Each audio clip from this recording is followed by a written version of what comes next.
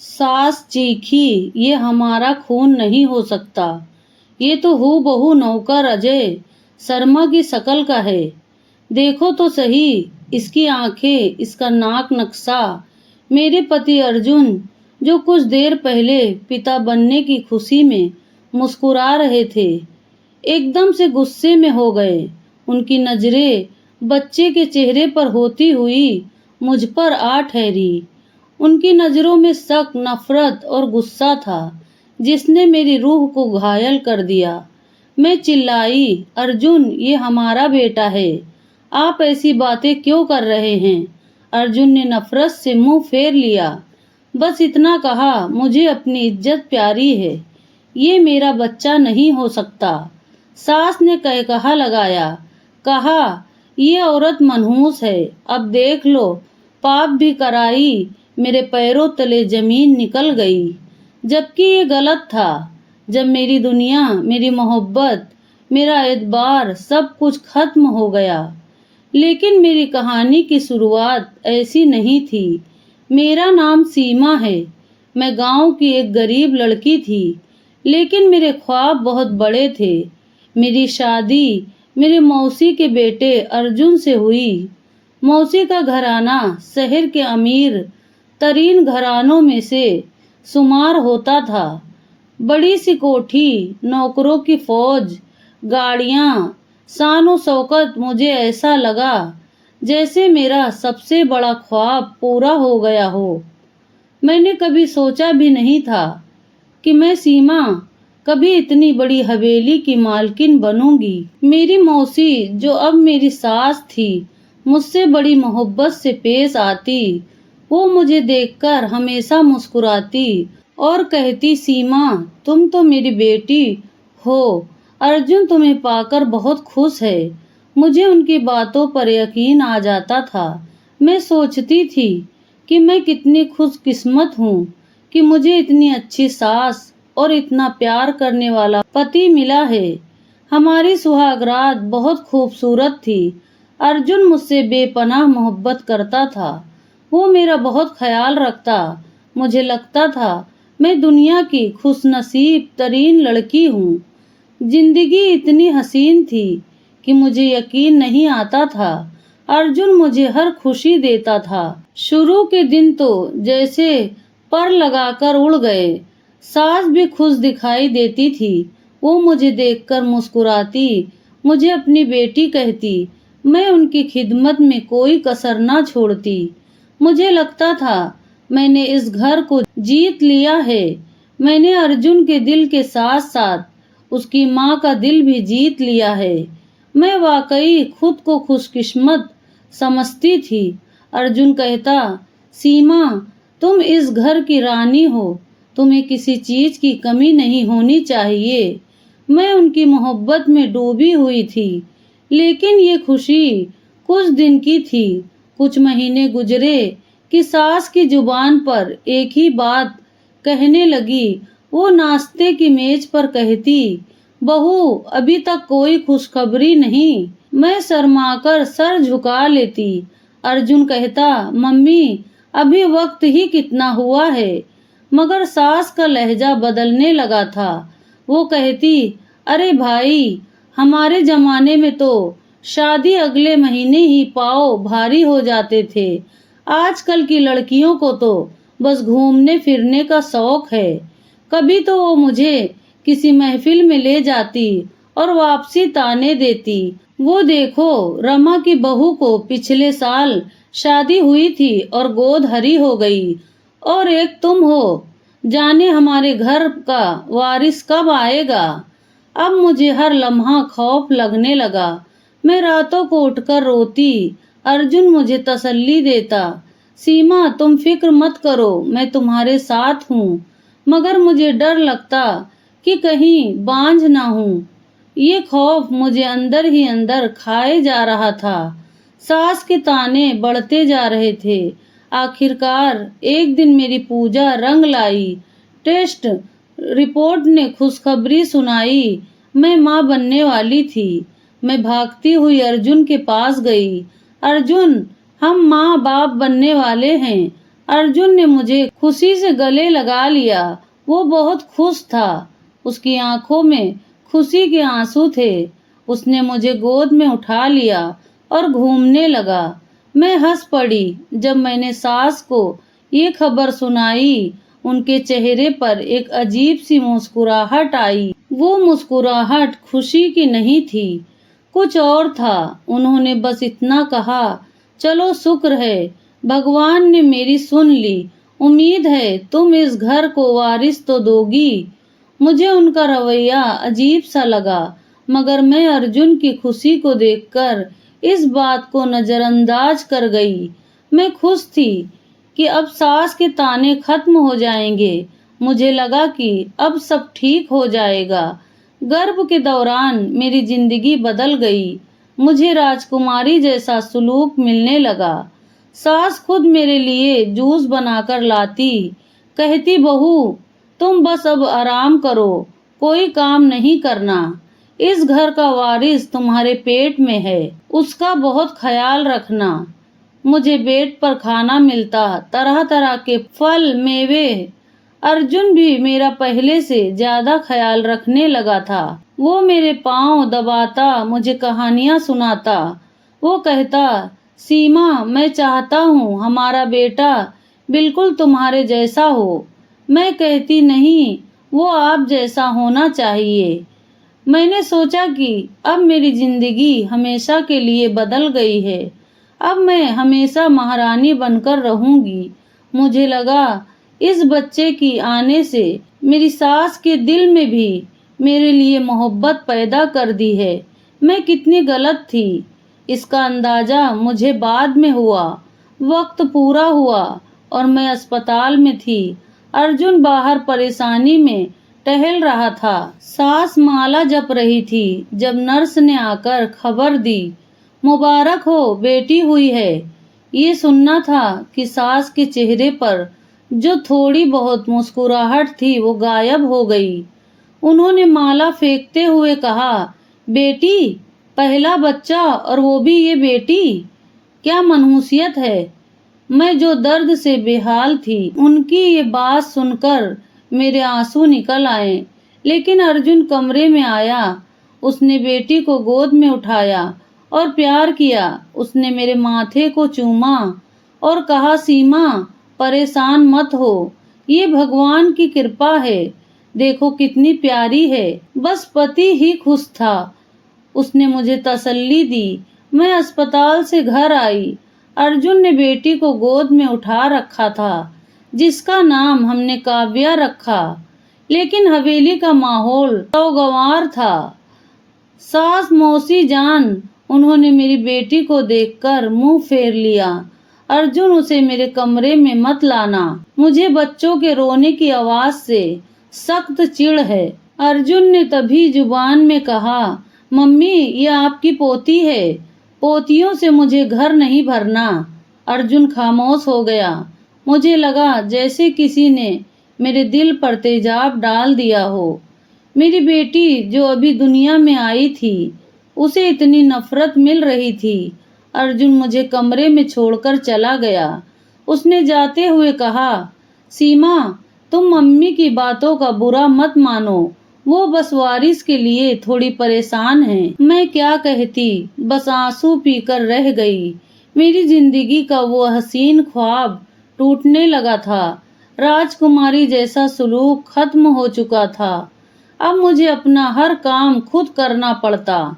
सास बात बात पर ताने देती।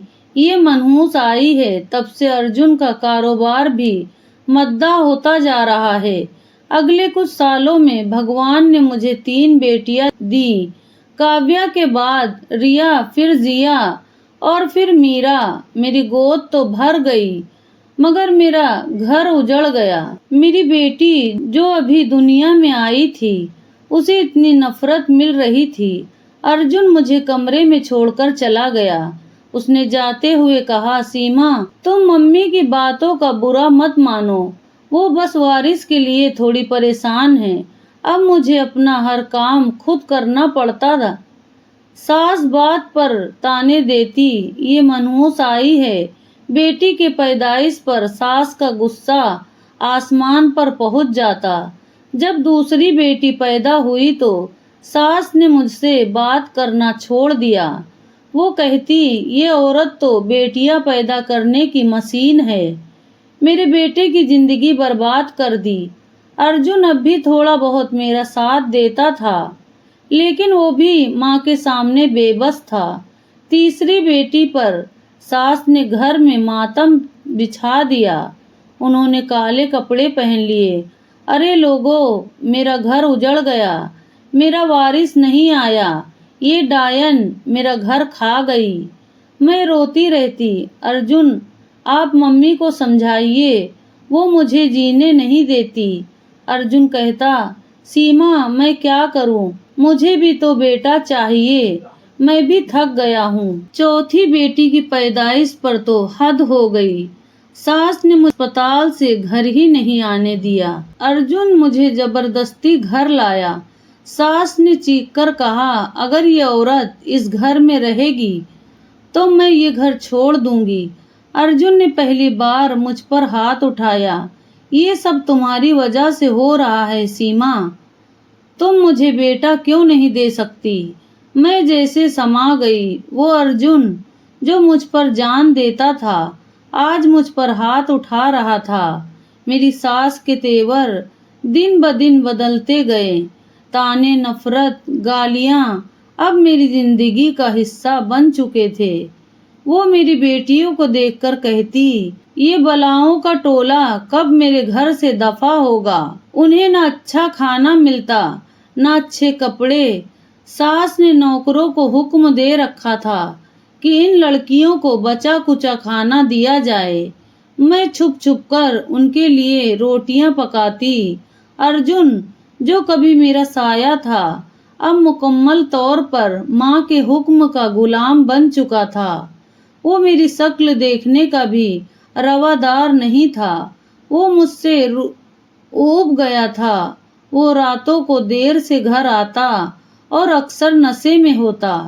मैं उससे बात करने की कोशिश करती तो वो धक्का देता, सीमा मुझसे दूर रहो, मुझे तुम्हारी मनहूस शक्ल नहीं देखनी।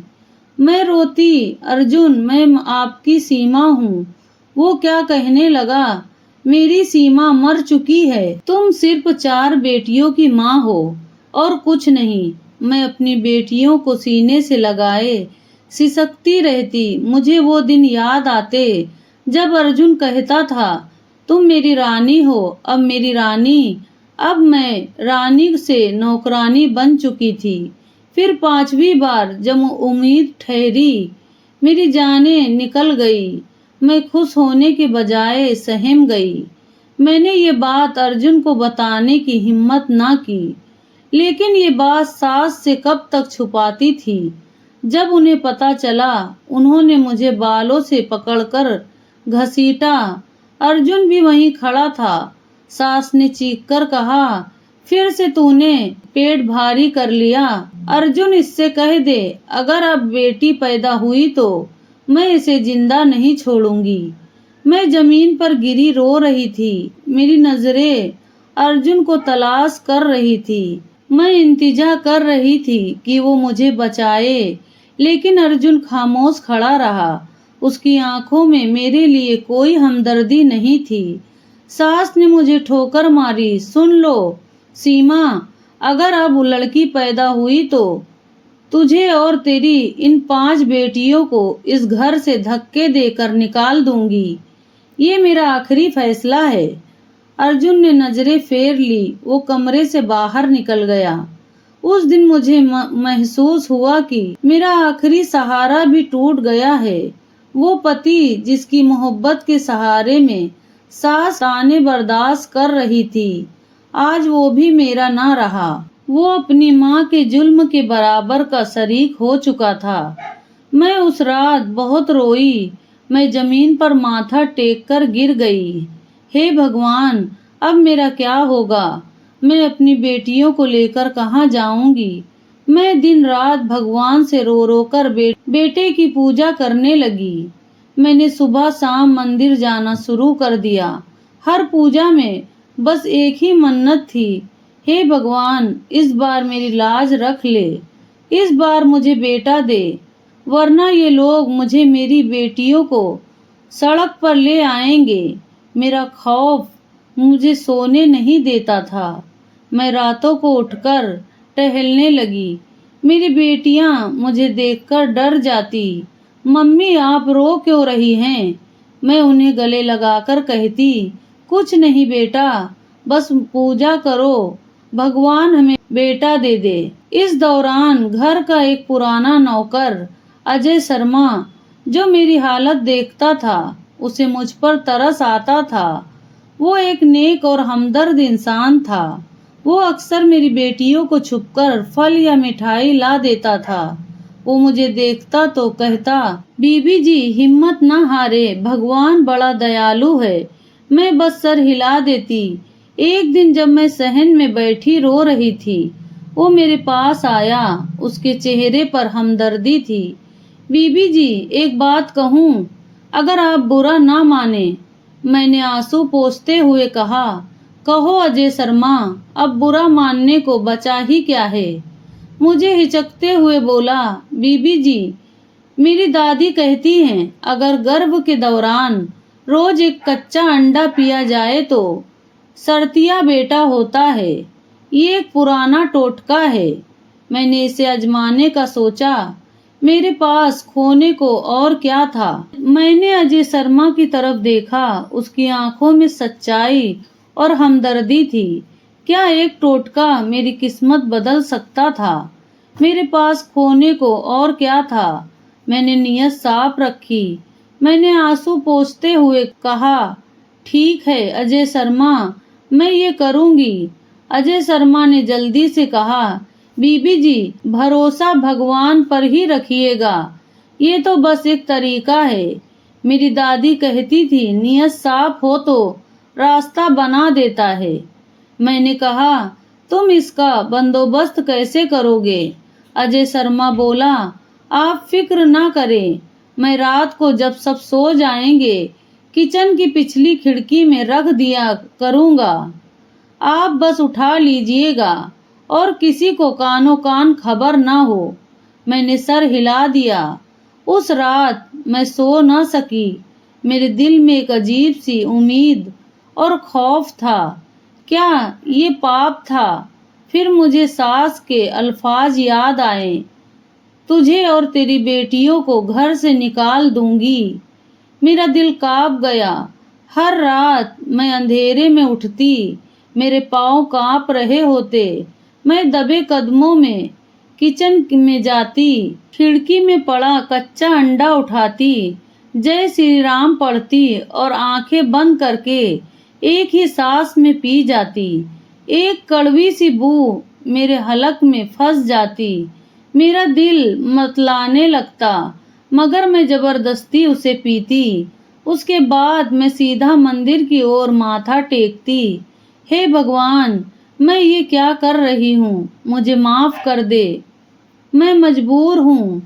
तू मेरी नीयत जानता है। इस बार मुझे बेटा दे, वरना मेरी जिंदगी तबाह हो जाएगी।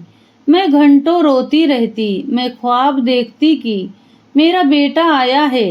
सास खुशी से मुझे सीने से लगा रही है। अर्जुन मुझसे पहले जैसी मोहब्बत कर रहा है। मेरी बेटियां सुखी हो गई हैं। मैं इन ख्वाबों के सहारे ही जी रही थी। दिन गुजरते गए। मेरी तबीयत खराब होने लगी। मेरा रंग पीला पड़ गया।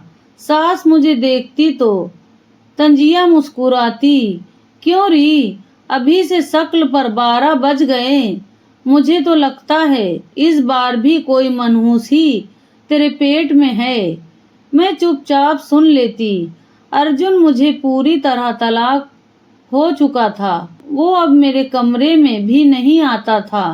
वो रात को देर से आता और सीधा अपनी माँ के कमरे में सोने चला जाता। मैं उससे बात करने की कोशिश करती। अर्जुन आप मुझसे बात क्यों नहीं करते? वो नफरत से मुझे देखता।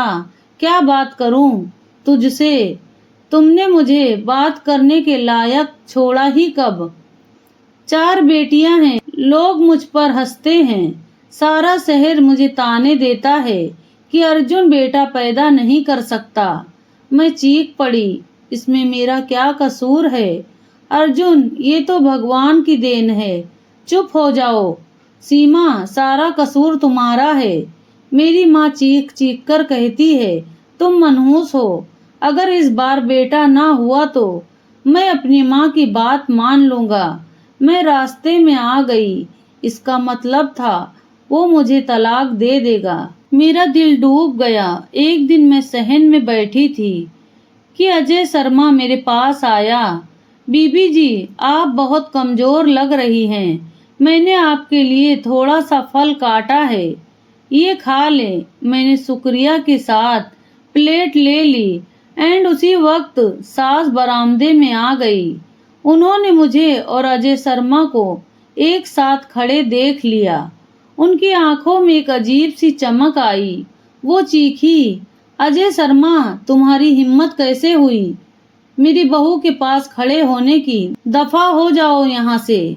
अजय शर्मा सहम कर चला गया। सास मेरे पास आई, बड़ा ख्याल रखा जा रहा है। तेरा नौकरों से साहसबा शुरू हो गई है। मैंने कहा, मम्मी ऐसी कोई बात नहीं। सास ने मेरी बात काट दी। चुप कर जा बेहया, मैं सब समझती हूँ, तेरी रग रग से वाकिफ हूँ। अर्जुन को आने दे, मैं बताती हूँ तेरी हरकतें। शाम को उन्होंने अर्जुन के कान भरे। अर्जुन, ये नौकर अजय शर्मा की कुछ ज्यादा ही पर पुर्जे निकाल रहा है। सीमा से इसकी बहुत हमदर्दी हो रही है। अर्जुन ने गुस्से से कहा, मम्मी आप वहम ना करें, वो पुराना नौकर है। सास ने कहा, ये वहम नहीं अर्जुन, मेरी आंखें सब देख रही हैं। कुछ तो गड़बड़ है, इस औरत पर नजर रखो। वक्त करीब आ गया। मैं दर्द में थी, मुझे अस्पताल ले जाया गया। पूरा घर इंतजार में बैठा था। सास वही लांबी में माला लिए बैठी थी, मगर उनके चेहरे पर पूजा नहीं, बद्दुआ थी। अर्जुन दीवार से टेक लगाए खड़ा था। उसके चेहरे पर कोई ताजुब नहीं था। मेरी नंदे आपस में घुसर पुसर कर रही थी। मैं अंदर दर्द से चीख रही थी, हे भगवान, मेरा इम्तिहान खत्म कर दे। हे भगवान, बेटा, इस बार सिर्फ बेटा। फिर बच्चे के रोने की आवाज आई। एक लम्हे को सब कुछ साहत हो गया। नर्स बाहर आई। उसके चेहरे पर मुस्कुराहट थी। मुबारक हो अर्जुन साहब, भगवान ने आपको बेटा दिया है। एक लम्हे के लिए अर्जुन और सास सख्त में आ गए। अर्जुन बेयकीनी से बोला। सास ने माला फेंक दी। हाँ, बेटा हुआ है। ये खबर सुनी और मैं बेहोश हो गई। मुझे जब होश आया, मैंने नर्स से पूछा, मेरा बेटा? उसने बच्चे को लाकर मेरी गोद में दे दिया। मैंने उसे चूमा। हे भगवान, तेरा शुक्र है। थोड़ी देर बाद सास और अर्जुन कमरे में दाखिल हुए। मैंने खुशी से कहा, मम्मी जी देखिए, बेटा हुआ है। अर्जुन, आपका बेटा। सास ने आगे बढ़कर बच्चे को मेरी गोद से झपट लिया। वो गौर से बच्चे को देखने लगी। अर्जुन भी करीब आ गया। वो बच्चे को देख रहा था। अचानक सास का चेहरा सुर्ख हो गया। उन्होंने अर्जुन की तरफ देखा। अर्जुन का रंग पीला पड़ गया। उसने एक नजर बच्चे को देखा और एक नजर मुझे। उसकी आंखों में शदीद नफरत थी। मैं घबरा गई। क्या हुआ मम्मी? अर्जुन, आप लोग ऐसे क्यों देख रहे हैं? सास ने बच्चे को वापस मेरे बिस्तर पर फेंक दिया। ये किसका बच्चा है? अर्जुन। अर्जुन खामोश खड़ा कांप रहा था। सास चीखी, मैं तुझसे पूछ रही हूँ, ये किसका बच्चा है? मैंने घबराकर कहा, मम्मी आप ये क्या कह रही हैं? ये हमारा बेटा है, अर्जुन का बेटा है। सास ने कहा लगाया। ऐसी वेश्या इतनी हंसी कि अस्पताल की दीवारें कांप गई। वो चीखी, हाँ, अर्जुन अंधा हो गया है, क्या देखता नहीं? ये हमारा खून नहीं है, ये हूबहू उस नौकर अजय शर्मा की शक्ल का है। इसकी आंखें, इसका नाक नक्शा सब उस हरामजादे पर गया है। मेरे पैरों तले जमीन निकल गई। ये क्या इल्जाम था? मैंने चीखकर कहा, मम्मी, भगवान का खौफ करें, आप ही कैसा पाप अपने सर ले रही हैं। अर्जुन, आप तो बोले, आप तो जानते हैं मैं कैसी हूँ। अर्जुन जो बुद्ध बना खड़ा था, एक नजर मुझ पर डाली। उन नजरों में नफरत, हिकारत और बहुत गुस्सा था। उसने नजर फेर ली, सिर्फ इतना कहा, मुझे अपनी इज्जत प्यारी है, ये बच्चा मेरा नहीं हो सकता। वो लम्हा मेरी जिंदगी का सबसे काला दिन था। मैं चिल्लाई, अर्जुन नहीं, ये आपका बेटा है। मैंने कोई पाप नहीं किया, मैं बेकसूर हूँ। मगर मेरी आवाज नाकार खाने में तोती की तरह दब गई। सास ने नर्स को धक्का दिया, चल इस डायन को फारग करो, हमें इसे घर ले जाना है। घर वापसी का सफर जहन्नुम से कम न था। मुझे एम्बुलेंस में नहीं बल्कि नौकरों की पुरानी गाड़ी में पिछली सीट पर फेंक दिया गया। मेरा बेटा मेरी गोद में रो रहा था। हवेली पहुंचकर मुझे अपने कमरे में नहीं बल्कि पिछवाड़े बने एक तारीख स्टोर में ढकेल दिया गया। ये वो जगह थी जहां पुराना टूटा फूटा सामान रखा जाता था। मेरी चारों बेटियां काव्या, रिया, जिया और मीरा अपनी दादी को देखकर सहम कर कोने में खड़ी हो गई। वो मेरी तरफ आना चाहती थी मगर सास की डांट से वहीं रुक गई। कोई इस मनहूस के पास नहीं जाएगा, ये अब इस घर का हिस्सा नहीं है। मुझे उस अलग कमरे में बंद कर दिया गया। दरवाजे को बाहर से ताला लगा दिया गया। ना मुझे खाना दिया गया, ना पानी। मेरा बेटा भूख से बिलख रहा था। मैं अपने आंसुओं से उसके होठ तर करने की कोशिश करती। मैं दरवाजा पीटती रही, अर्जुन, भगवान के लिए दरवाजा खोले, मेरा बच्चा मर जाएगा। अगले दिन सास ताला खोलकर अंदर आई। उनके चेहरे पर मुस्कुराहट थी। उनके हाथ में चाय का कप था। उन्होंने चाय का घूंट भरा। क्यों री, कैसा लगा नया कमरा? अब आया कि तूने क्या किया है? मैंने रोते हुए कहा, मम्मी जी, मैं बेकसूर हूँ। मैंने कोई पाप नहीं किया, मुझे नहीं मालूम। आप लोग ये क्यों कह रहे हैं कि वो अजय शर्मा जैसा दिखता है? सास ने हाथ नचाकर कहा, नौकर के साथ साजिश की थी। ना बेटा पैदा करने का इतना ही शौक था कि उसी को फंसा लिया। अब भुगतो। मैंने कहा, नहीं, मैंने सिर्फ बेटे की मन्नत की थी, मैंने कोई साजिश नहीं की। सास ने एक कागज मेरी तरफ फेंका। ये तलाक के कागजात हैं। अर्जुन इस पर दस्तखत कर चुका है, अब तू भी कर दे और दफा हो जा। इस घर से मैं कागजात देखकर सख्त में आ गई। तलाक, अर्जुन ने मुझे तलाक दे दी बगैर मेरा सच जाने। सास ने कहा, अर्जुन को अपनी इज्जत प्यारी है, वो तुझ जैसी बदकिरदार औरत के साथ नहीं रह सकता। और सुन, तेरी ये बेटियां अब तुझे कभी नहीं मिलेगी। ये अर्जुन की औलादें यहीं रहेंगी। ये सुनना था कि मैं शेरनी की तरह झपटी। नहीं, आप मेरी बेटियां मुझसे नहीं छीन सकती। मैं इन्हें अपने साथ लेकर जाऊंगी। सास ने कहा लगाया, तू और तेरा ये हराम का बच्चा, तुम दोनों दफा हो जाओ। ये लड़कियां मेरी पोती भले ना हो पर अर्जुन की बेटियां हैं, ये इस घर में रहेंगी। मैं चीखती रही, रोती रही, पर किसी ने ना सुनी। आखिरकार सास ने सबके सामने बरामदे में, जहां अर्जुन बुद्ध बना खड़ा था, मुझसे तलाक के कागजात पर जबरदस्त अंगूठा लगवा लिया। पति ने खामोशी से दस्तखत कर दिए। उसने एक बार भी मेरी तरफ नहीं देखा। मेरा घर, मेरा ख्वाब, मेरी मोहब्बत सब कुछ खत्म हो गया था। मेरी बेटियां दूर खड़ी रो रही थी। मम्मी मम्मी, मैं उनकी तरफ भागी, लेकिन नौकरों ने मुझे पकड़ लिया। सास ने हुक्म दिया, निकाल दो उस पाप के पुतले समेत इसे बाहर। मुझे और मेरे बेटे को धक्के देकर हवेली से बाहर निकाल दिया गया। दरवाजा मेरे मुंह पर बंद हो गया। मैं गली में अपने बेटे को सीने से लगाए जमीन पर गिर गई और फूट फूट कर रो पड़ी। मैं हवेली के अंदर दरवाजे के सामने पत्थर का मुनिस्मा बनी बैठी रही। मेरा बेटा मेरी गोद में रो रहा था। मैंने कहा, जाती, इस शहर में मेरा मायके के सिवा कोई ठिकाना ना था। मैं हिम्मत जमा करके उठी, कपड़ों पर लगी धूल झाड़ी। मैं अपने बाप माँ के घर जाऊंगी, वो जरूर मेरा यकीन करेंगे। मैं उन्हें बताऊंगी कि मुझ पर कितना बड़ा जुल्म हुआ है। मैं जख्मी कदमों से अपने मायके की तरफ चल पड़ी।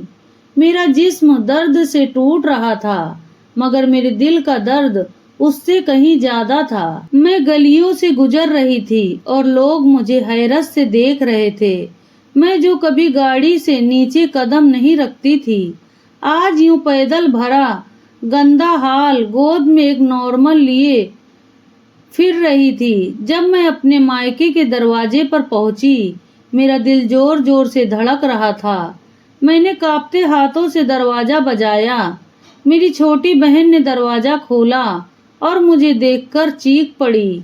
हाँ, उसकी आवाज सुनकर मेरी माँ, जो अंदर सहन में थी, भागती हुई आई। सीमा, तुम इस हाल में और ये गोद में क्या है? मैं अंदर घुसने लगी। मम्मी, अंदर चलो, सब बताती हूँ। माँ ने मुझे वहीं दहलीज पर रोक दिया। नहीं, पहले बताओ कि क्या हुआ है। तुझे अर्जुन ने गाड़ी में क्यों नहीं छोड़ा? मेरी आंखों से आंसू बह निकले। मम्मी, और उन्होंने मुझे घर से निकाल दिया है। माँ के चेहरे का रंग उड़ गया। क्या निकाल दिया? क्यों? मैंने रोते हुए कहा। मम्मी, और उन्होंने मुझ पर बहुत बड़ा इल्जाम लगाया है। माँ ने घबराकर इधर उधर देखा। आवाज नीचे रख, मोहल्ले वाले सुन लेंगे।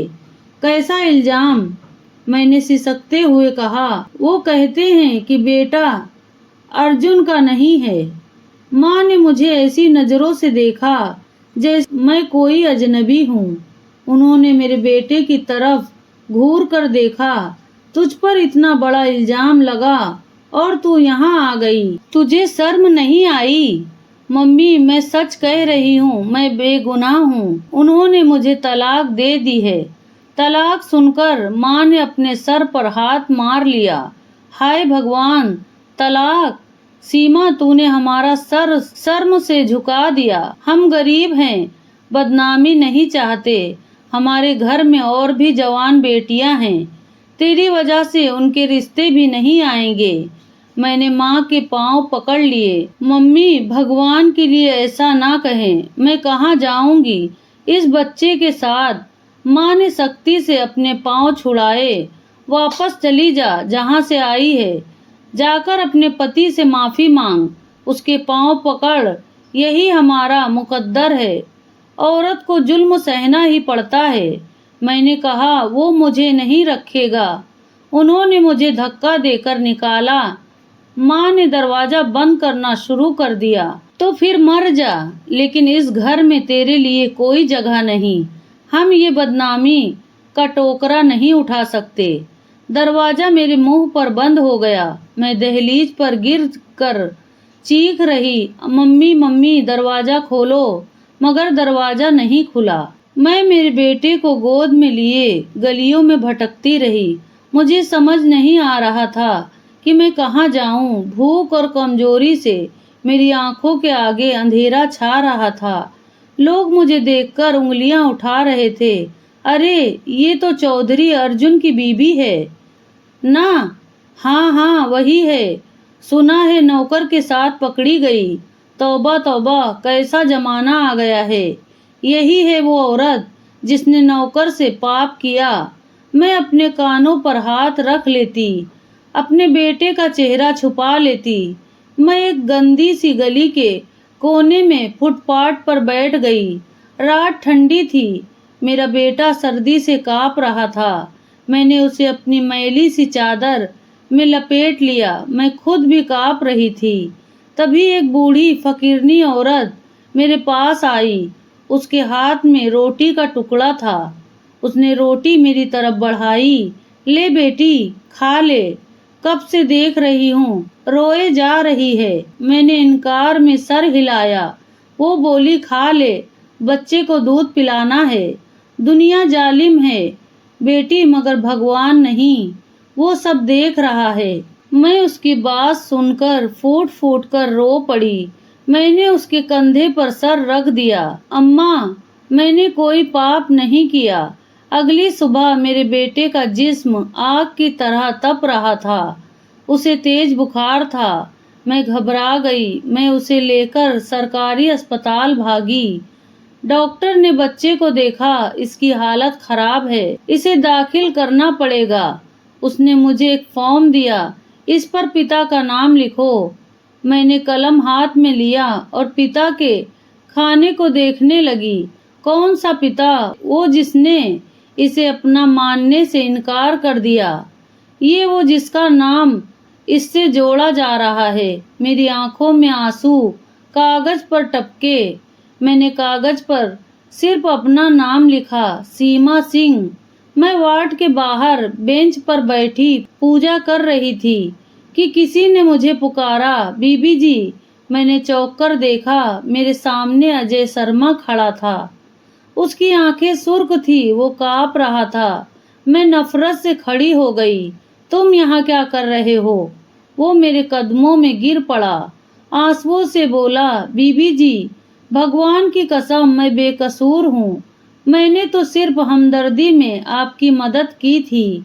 मुझे नहीं मालूम था कि वो लोग इतना बड़ा भौतान लगा देंगे। तुम यहाँ क्या कर रहे हो? दफा हो जाओ यहाँ से। तुम्हारी उस हमदर्दी ने मेरी दुनिया को जहन्नुम बना दिया है। मेरी इज्जत, मेरा घर, सब खाक पर मिल गया। सब तुम्हारी वजह से हुआ है। अजय शर्मा। वो मेरे कदमों में गिर पड़ा। उसकी आंखों से आंसू बह रहे थे। बीबी जी, भगवान की कसम, मैं बेकसूर हूँ। मैंने तो सिर्फ आपकी हमदर्दी की थी। मुझे क्या मालूम था कि वो लोग इतना बड़ा इल्जाम लगा देंगे। मैंने तो सिर्फ दादी का बताया हुआ एक टोटका आपको बताया था। मैंने आपको हमेशा अपनी बहन समझा है। मैंने चीख कर कहा, अगर तुम बेकसूर हो तो फिर बोलो, मेरा बेटा तुम्हारे हमशक्ल क्यों है? इस बात का जवाब दो। अजय शर्मा ने कांपते हुए कहा, बीबी जी, मैं ये कैसे जान सकता हूँ? ये तो भगवान की कुदरत है। मुझे खुद समझ नहीं आ रहा कि ये सब कैसे हुआ। मैं सिर्फ इतना जानता हूँ कि मैंने कोई पाप नहीं किया, कोई खयानात नहीं की। बेबी जी, मौसी जी ने मुझे भी नौकरी से निकाल दिया है। उन्होंने मुझ पर चोरी का इल्जाम लगाकर मुझे धक्के देकर हवेली से निकाल दिया है। वो कहती हैं मैंने उनकी इज्जत पर दाग लगाया है। मैं सड़क पर आ गया हूँ। मेरी बात का यकीन करें, मैं बेगुनाह हूँ। उनकी आंखों में इतनी सच्चाई और बेबसी थी कि मेरा दिल पसीज गया। मैंने एक लंबी थकी हुई सांस ली। मैंने मुस्कुराकर कहा, कसूर तेरा नहीं अजय शर्मा, कसूर जमाने का है और शायद मेरी किस्मत का। जाओ यहाँ से, अपनी जिंदगी जियो। भगवान तुम्हारा हामिर नासिर हो। वो रोता हुआ वहां से चला गया और मैं वहीं बेंच पर बैठकर अपने मुकद्दर पर आंसू बहाती रही। मेरे बेटे का बुखार उतर गया। मैं उसे सीने से लगाए अस्पताल से निकली। अब मेरे पास जाने को कोई जगह ना थी। मैंने शहर के दूसरे कोने में एक कच्ची आबादी में एक छोटा सा टूटा फूटा कमरा किराए पर ले लिया। मेरे पास जो थोड़े बहुत जेवर थे उन्हें बेचकर गुजारा शुरू किया। मैंने मेहनत मजदूरी शुरू कर दी।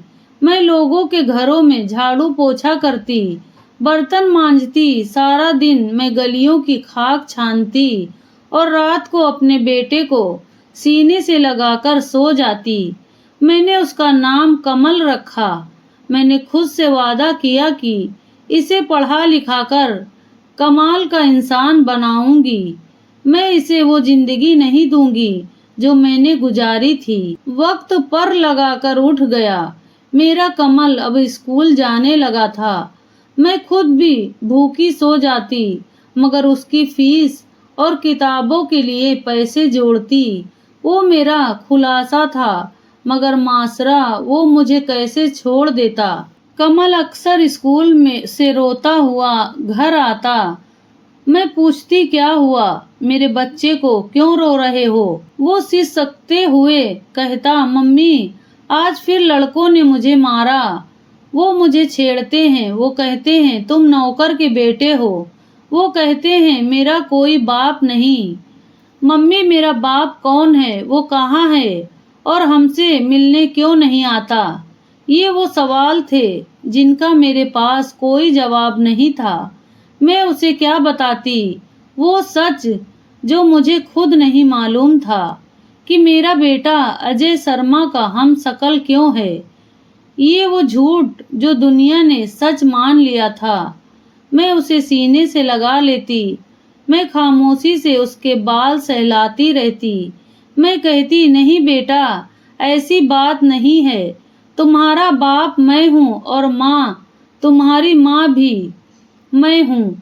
तुम उनकी बातों पर ध्यान मत दो। तुम्हें पढ़ लिख कर बहुत बड़ा आदमी बनना है।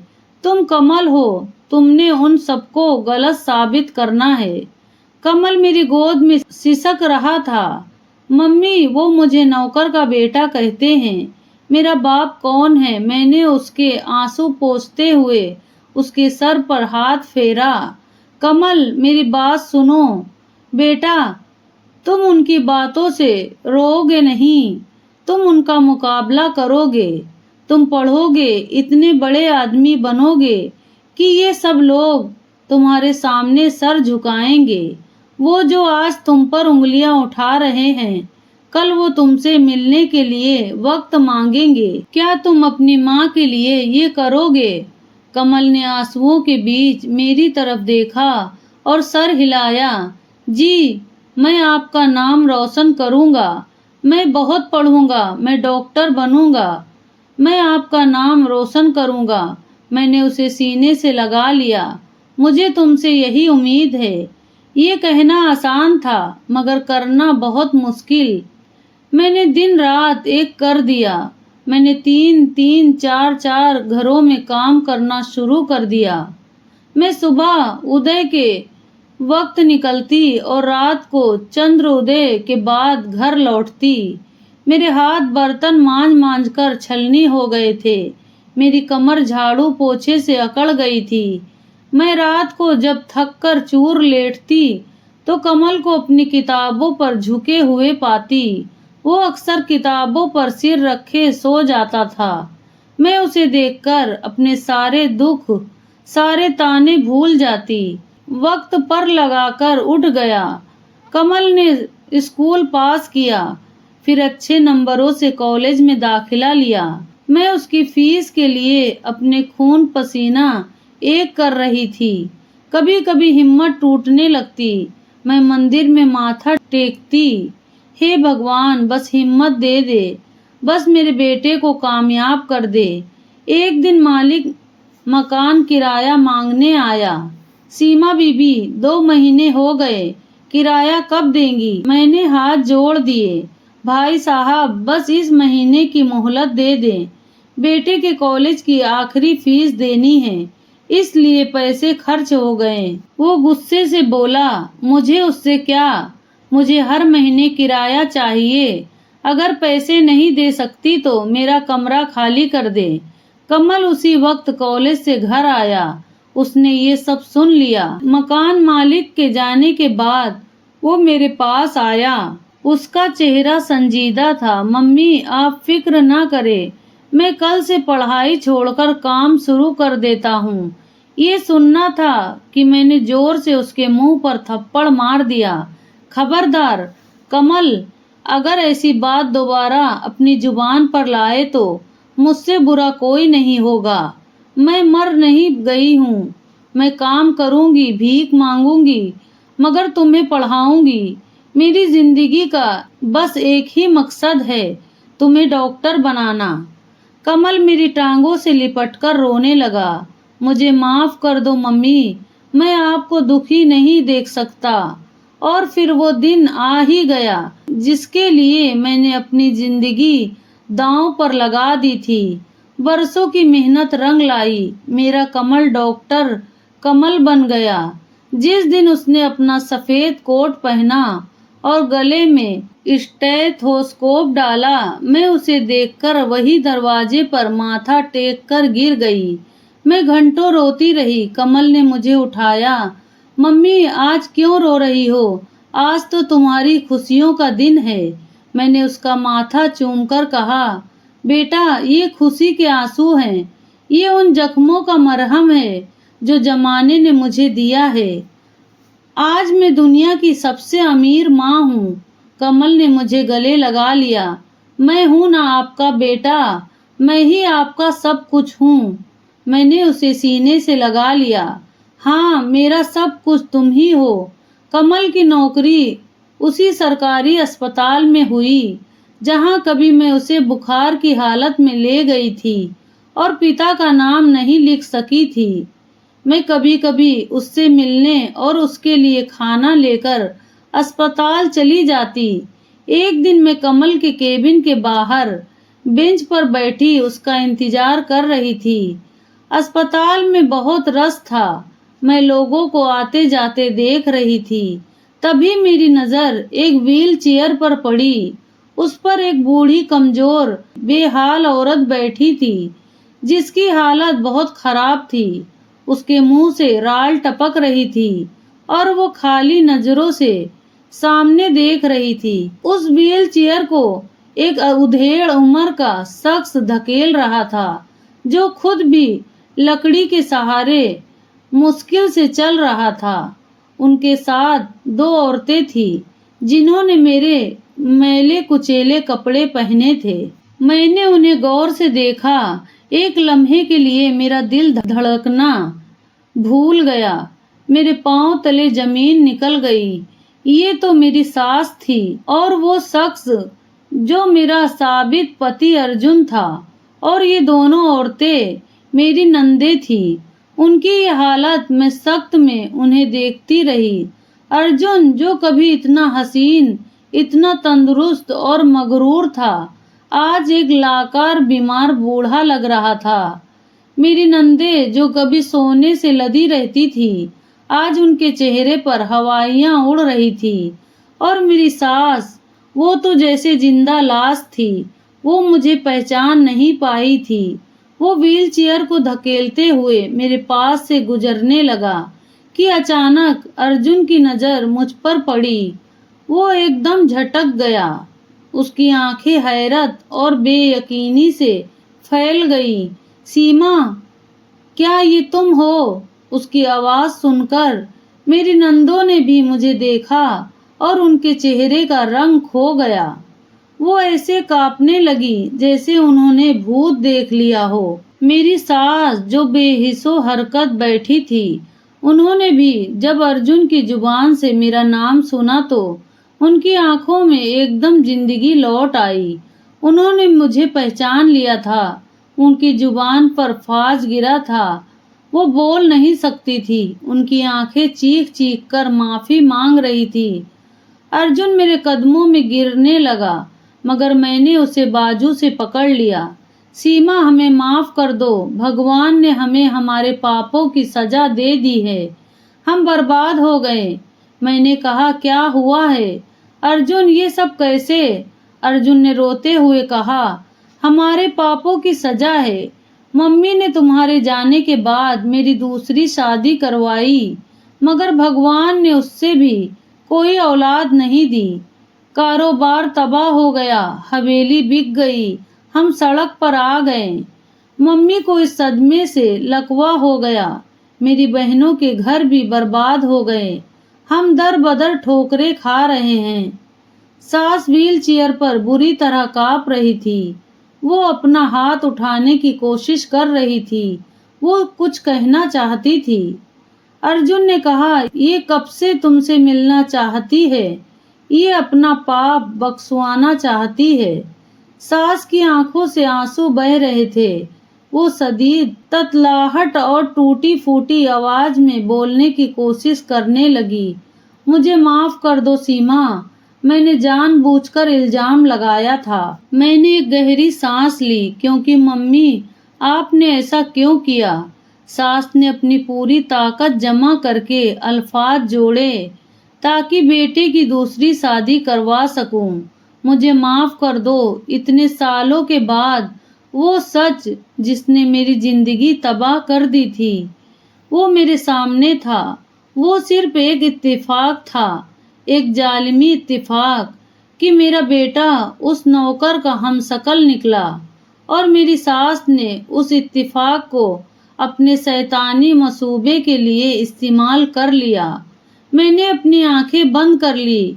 मैंने पूछा, मेरी बेटियां कहाँ हैं? अर्जुन, मेरी काव्या, रिया, जिया, मीरा, वो कैसी हैं? अर्जुन ने नजर चुरा ली। उसने तुलंग जुदा कांपते लहजे में बताया, वो सब ठीक हैं। उनकी शादियां हो गई हैं। वो खुश हैं। मैंने ये सुना और एक लंबी गहरी सांस ली। मेरी बेटियां खुश हैं और अपनी जिंदगी में आबाद हैं, तो मैंने सुकून से आंखें मूंद ली। मेरे दिल पर बोझ था, वो उतर गया। मेरी सबसे बड़ी फिक्र मेरी बेटियों की थी, जिन्हें मैं जिंदा लाश की तरह छोड़ आई थी। आज मुझे इत्मीनान हो गया था कि वो महफूज हैं। मैंने आंखें खोली और अपने सामने खड़े उसी इबरत निशान खानदान को देखा। अर्जुन मेरे कदमों में गिरने को तैयार था। सास की आंखें इल्तिजा कर रही थी। नंदे शर्म से नजरें झुकाए खड़ी थी। अर्जुन ने रोते हुए कहा, सीमा, भगवान के लिए कुछ बोलो, हमें माफ कर दो। हम हर रोज मरते हैं, हर रोज जलते हैं। सीमा, हमसे कोई भीख भी नहीं लेता। हमें हमारे पापों की सजा मिल गई। मैंने उन्हें देखा, मैं उन्हें क्या सजा देती। क्या खुद भगवान की पकड़ में खड़े थे। इनकी शानो शौकत, इनका गुरूर, इनकी हवेली सब खाक हो चुका था। वो बादशाह से फकीर बन चुके थे। मैंने बहुत सुकून से कहा, अर्जुन उठो, मैंने आप सबको दिल से माफ कर दिया। मैंने आप लोगों को उसी दिन माफ कर दिया था जिस दिन मैंने अपने बेटे का नाम कमल रखा था। मैं इंतकाम लेती तो मुझ में और आप लोगों में क्या फर्क रह जाता। मेरी सास ने ये सुना तो उनकी आंखों से आंसुओं की लड़ी बह निकली। वो अपना मलफूज हाथ मेरे सर पर रखने की कोशिश करने लगी। इतने में केबिन का दरवाजा खुला और कमल बाहर आया। उसने सफेद कोट पहना हुआ था और उसके चेहरे पर थकावट मगर इत्मीनान था। उसने मुझे देखते ही मुस्कुराकर कहा, मम्मी, आप यहाँ अंदर क्यों नहीं आई? वो मेरी तरफ बढ़ा और फिर उसकी नजर उन तीनों पर पड़ी। कमल उन्हें देखकर ठटका और वो तीनों, अर्जुन, मेरी नंदे और मेरी सास, वो कमल को देखकर जैसे पत्थर हो गईं। उनकी आंखें खौफ और बेयकीनी से फट गईं। ये तो हूबहू अर्जुन की जुबान लड़खड़ा गई। सास की आंखें वहशत से फैल गईं।